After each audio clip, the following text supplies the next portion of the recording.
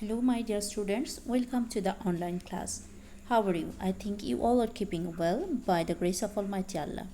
This is Hasina Islam, lecturer, Department of English, Tongi Government College, Gazipur. This lecture is for the students of Honors 4th year. Dear learners, today we are going to start a novel by D.H. Lawrence, Sons and Lovers. So, we are going to start this novel. This is a modern novel, and here first of all I am going to say something about D.H. Lawrence. D.H. Lawrence, that is David Howard Lawrence, was one of the major novelists of the 20th century English tradition of novel writing. Actually, he was a prominent figure in the 20th century English novelist. He was an important but controversial writer of contemporary times because he was a little bit he was not going to the trend. Actually, he tried to write down in a different way. That's why the most important element of his writing, apart from the innovations he brought to the English novel, in his own philosophy concerning sex.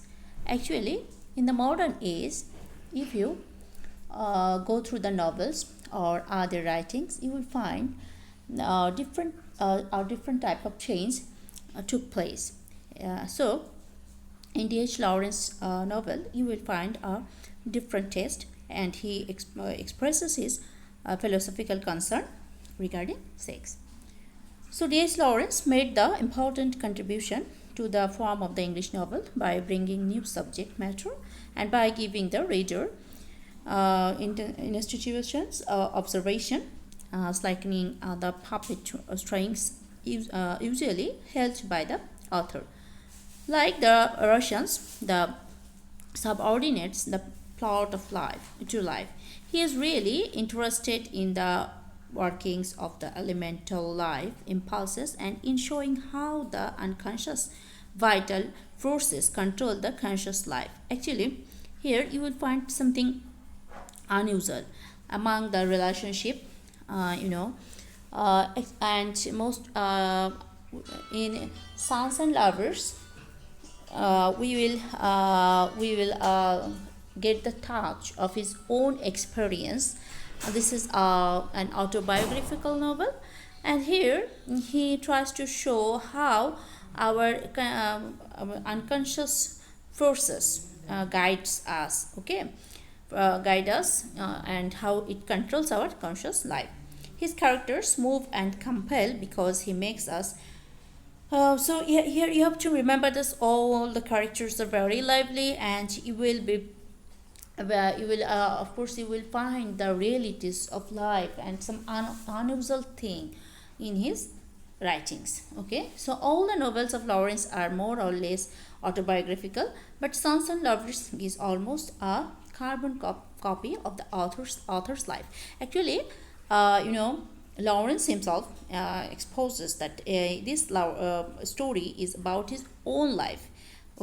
So he portrayed his own life here, and here and on point he also confesses that it was his the carbon copy of his own life. So the principal characters of the novel and the central situations are drawn from Lawrence's early life. So here the story, the setting, and the characters, you will find similarities among the real life of D.H. Lawrence, the place where he brought up. The setting is very similar in this novel, and the characters also you will find the similarities in his early, as it is shown in his own life.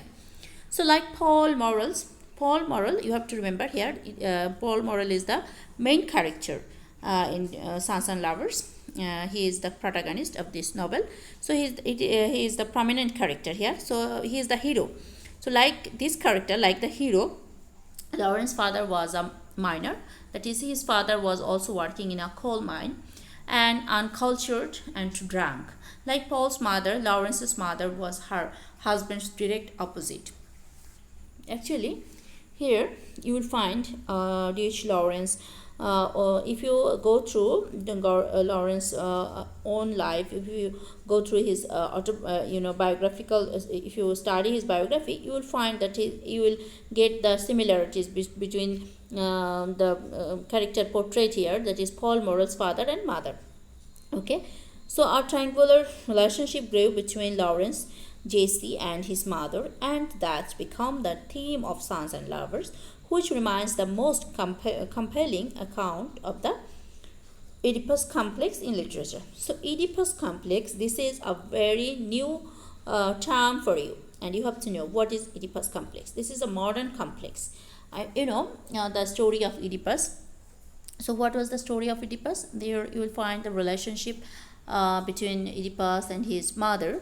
Though it happened unconsciously, Oedipus was not conscious about the relationship, and at the end of this story, you find that Oedipus find the true that is the realities comes to him, and he find the truth, and he blinded himself in this way.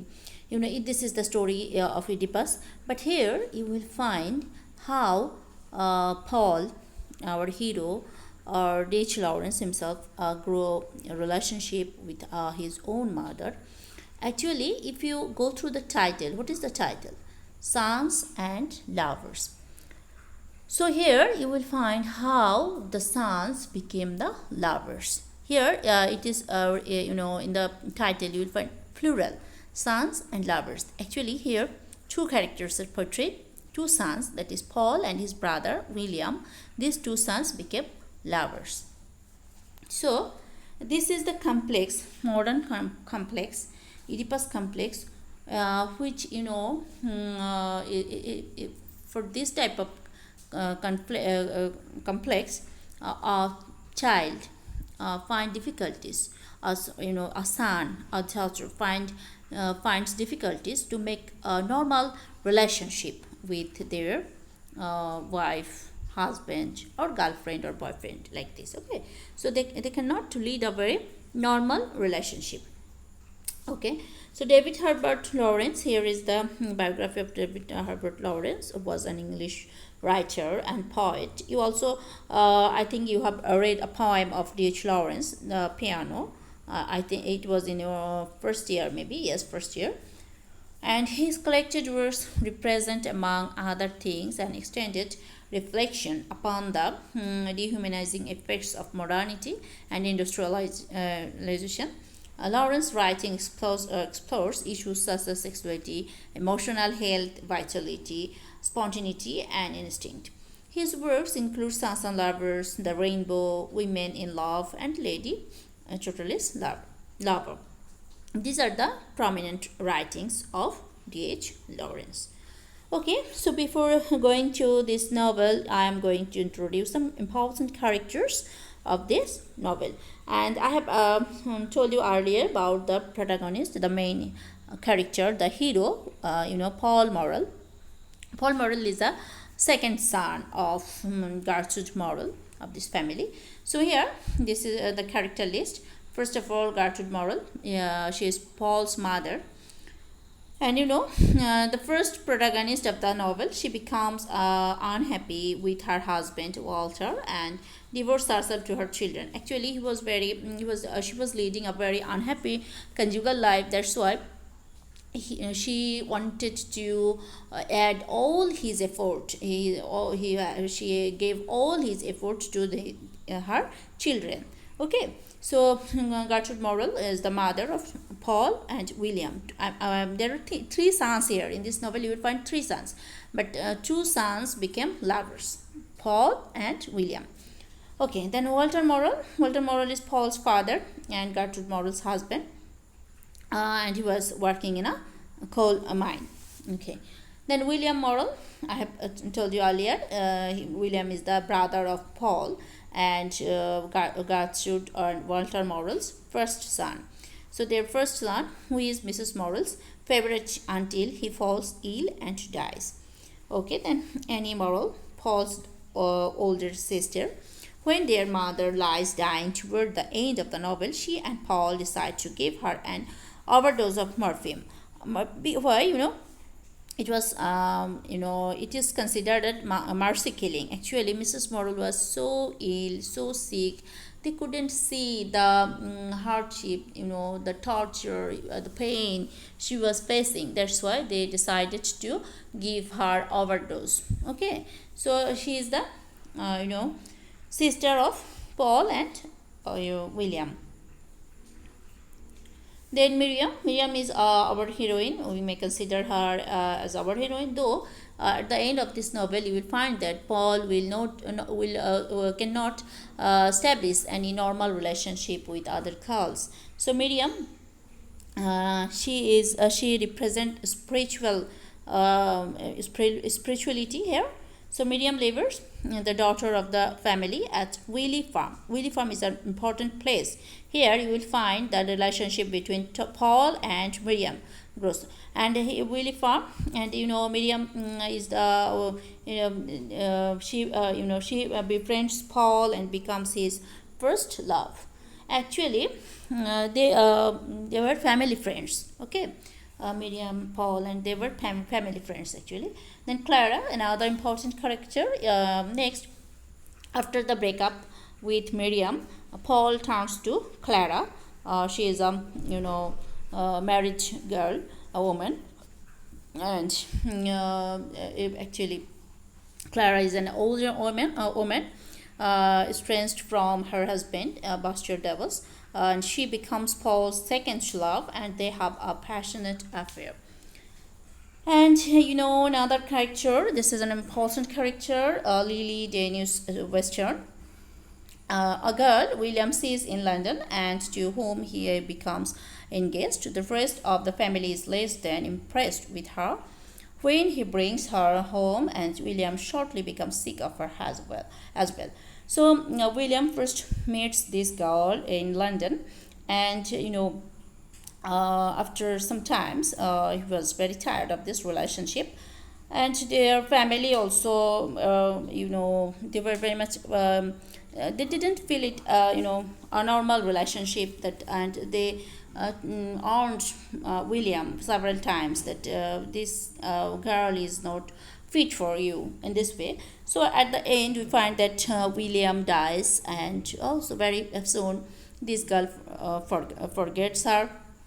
This is a no this was the main theme here.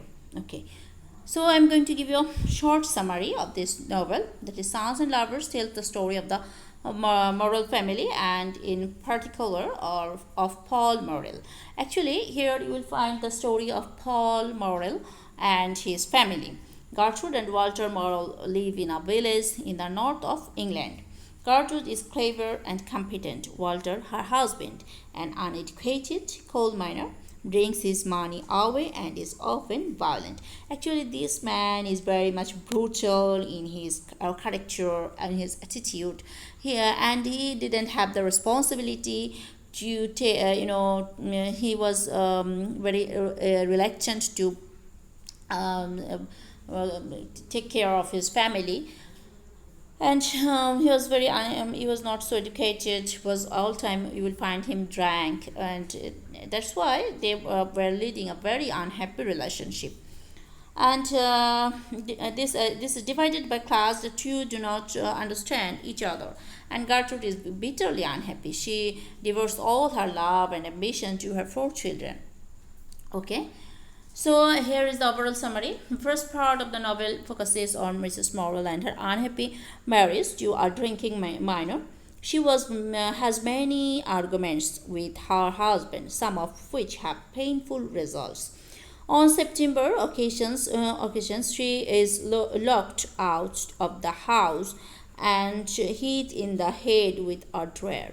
Actually, from the very beginning of their conjugal life, they started quarreling. They were leading a very unhappy relationship. And here, if you think that the writer wanted to show how children suffer because of this type of ill-matched marriage. And I think you have read Byron's the Don Juan. And there, Byron also wanted to show how our society, how our family, as well as a society suffers because of an ill-matched marriage. Here, you will also find the consequence of unhappy conjugal life. So, her, Mrs. Morrel takes comfort in her four children, especially her sons.